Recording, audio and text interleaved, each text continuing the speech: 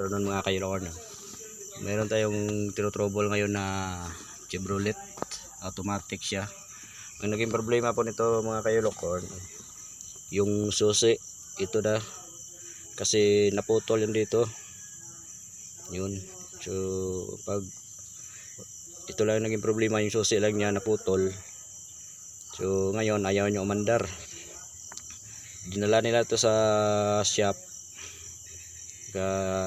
Ang tagal na nakatambay nandoon sa shop, hindi nila natanggal tong susi na naputol, naiwan nandito. So ang ginawa ng driver ng may-ari, kinuha nila doon sa shop kasi nag-surrender na yung taga shop. So ang dami nilang pinakailaman. So itong body control module niya tinanggal nila. So yan, kung makakita pa ninyo, Sir Mats, paki-comment kung okay ba to siya o sa tingin mo nagkaroon ba to ng overheat o nag-init ba siya. Kasi ngayon lang kami naka-trouble ito.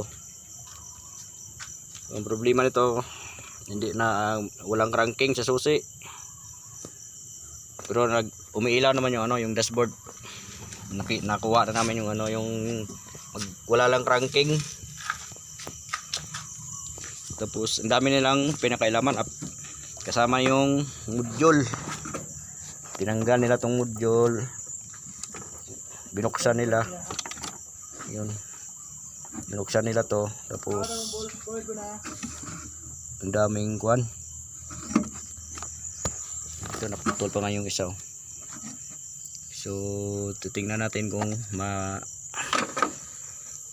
makaya natin to.